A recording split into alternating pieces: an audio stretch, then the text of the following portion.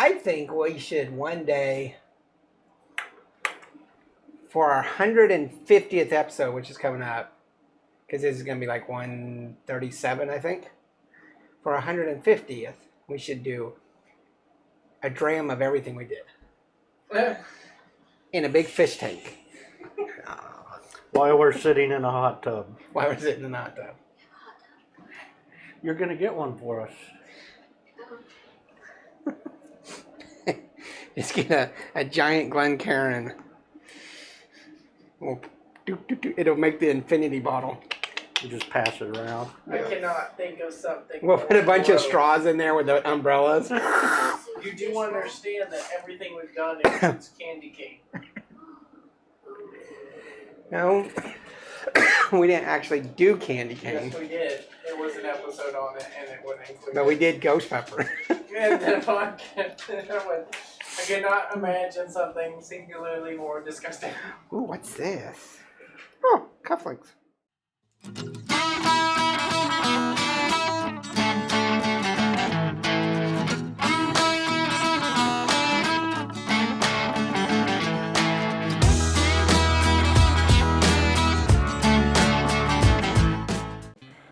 Cheers. Can't be unheard. How are you today? Welcome, everybody. So we are back with a region of the world we haven't traveled to yet. Well, actually, I've been there, but you haven't. But we haven't tried any of their whiskeys, and that's a Japanese whiskey. No, yay. All right, it's about time. Oh, I'm happy to be here. So tell me about the Japanese whiskeys. What do you know about them? It's very popular nowadays. Like, extremely popular. I mean, it's for a while there. Now, just recently you can start seeing them, but they were like off the shelf. Prices skyrocketed, and that's because there was a run on Japanese whiskey because that's the new thing, and they weren't prepared, and so some of the bigger names, Hibiki and the people that make Sensei, Yamanashi, they don't have some of their high-end stuff because it's going to take probably 5 to 10 years to recoup because they just had production at normal and suddenly there's a worldwide run on them.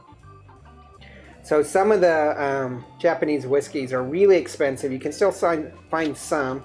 And then, of course, because of that, there's lots of companies in Japan that are buying sourced and putting it out there as Japanese whiskey. So, yeah, they're highly sought after. But what do you know about the Japanese whiskey history?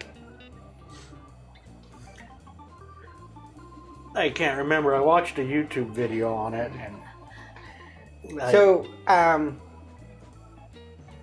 Around the turn of the century, 1900s, just before World War II, so it's about 1920s, there was a Japanese gentleman living in Scotland and fell in love with Scottish whiskey and learned the whole trade and married a Scottish woman and then moved back to Japan in the 20s. Video I watched because this is all familiar to me. I'm not making this up though, and it's not from that. It's just the history. I know, that's why I said this is all familiar to me. And so he moves back and he's starts creating single malt whiskey based off of the Scottish methods, and becomes the father of Japanese whiskey. Ends up owning a few companies, and the Yamanashi company is an offshoot of that original one. Hibiki is the big one. And so Japan doesn't actually do a lot of single malts. It's all blended. Most is all blended. They do distill, but what they also do is, in this case, they have some of their companies distilling, but they also import from Scotland. So I believe the Sensei is it's a blended Japanese that's got some Japanese distilled single malt and some Scottish single malt. And so this runs at $34.99. So $34.99 is going to put it at a 2-barrel on cost. It's aged in Japanese oak. And I can't even begin to pronounce the name. It's Niwanara Oak. No? I don't know. Okay. The whiskeys aren't necessarily defined as Japanese distill, but there is a smattering of them all in here. And so you've tasted this already, haven't you? Japanese whiskeys are, I find, extremely pleasant. I don't know that they have any that are peated at all. So for people who don't like peated scotch, this is probably something that they would like. And because it's blended, it works great in cocktails, whiskey cocktails, which is what Japanese bars are really becoming more and more famous for, is Cocktails. is the cocktails with the whiskey. I like this bottle, by the way. All right, so let's go ahead and review this 80 proof from the Sensei and check it out. My allergies just hit.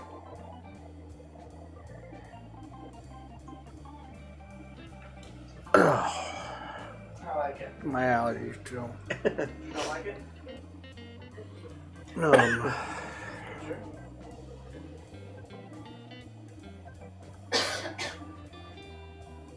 This couch is like that. Cheers. Alrighty. You're done?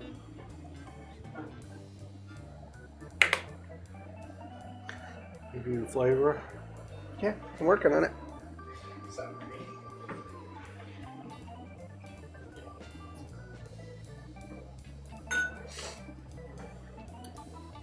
You don't like it, Alec?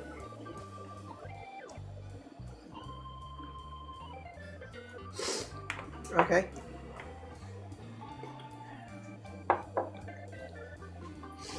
Now this is, the Sensei is one that didn't hit the demand crunch, so it's still available. It took me a while to find it. I called a few stores, and as soon as somebody said they had some Japanese whiskey and told me what they had, I went up and got a couple. And so our next episode will be the next one. And so Sensei and the other one that we're going to do on the next episode were still pretty available at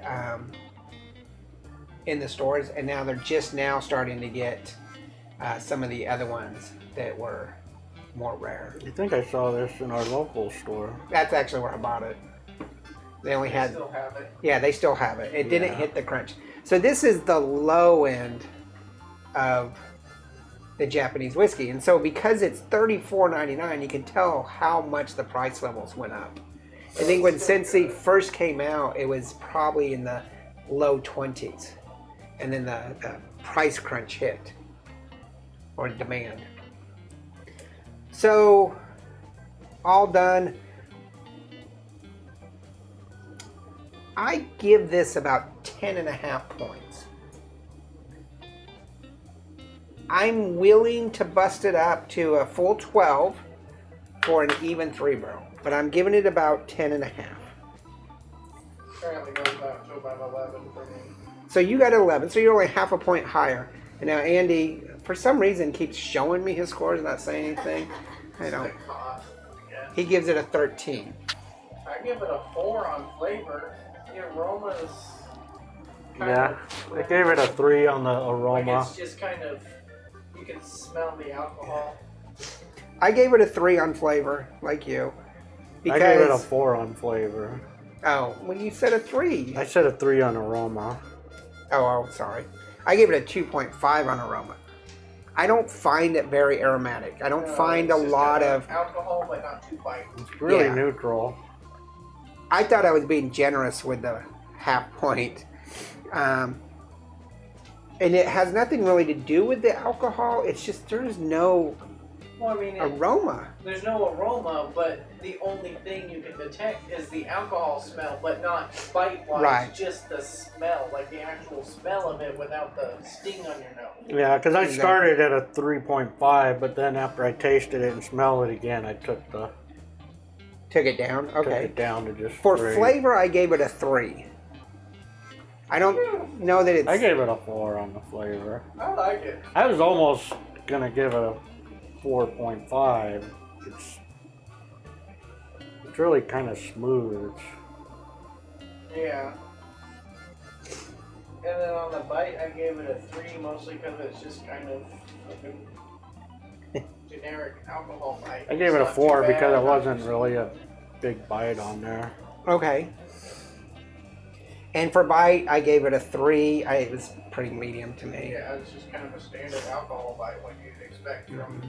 It's got a little lingering to it. A little bit, but not too bad. I mean, like it's neither harsh nor smooth. It's just kind of there. But because there is that lingering, I can't go up beyond a little 3. bit in the back of the. I mean, it's Throw it what on you'd the expect from drinking alcohol. So here's a point that you made earlier. It's the price point. The price. And that's the disappointing thing, because at $35, you are paying for the name Japanese. Well, Yeah. and it does have a very good flavor. So, it's still fairly good. It's I would decent. probably get it if I wanted something from Japan. Japan? Yeah. Japan. The thing is, though, it's You know, if they you can wanted charge something from that different because areas. of just being from Japan.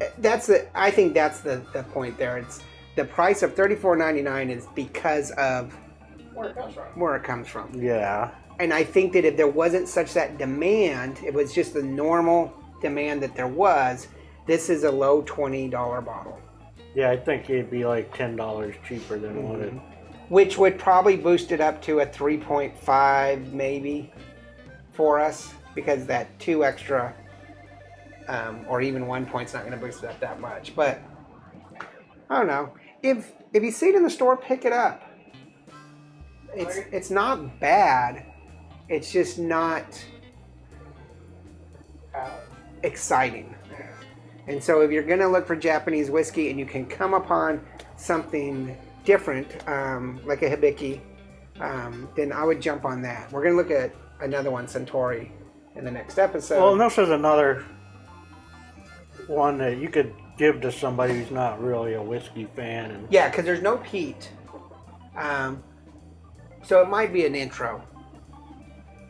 And again, Japan is getting more and more famous for their mixology of their whiskey. So we could try some different cocktails and see how that works.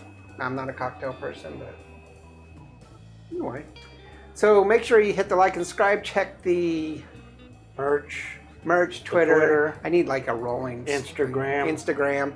All of that stuff.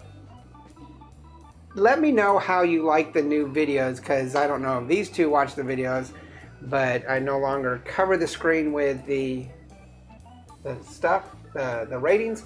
I'm putting it down the center, showing up, since we're not talking about them individually. So tell me if that's annoying. I can take it away. Yeah. I guess I didn't even notice. It's not watching. Not watching. I've been watching my regulars. So remember, there's no bad whiskey. There's only good whiskey and great whiskey. It's good whiskey. So cheers. Layers.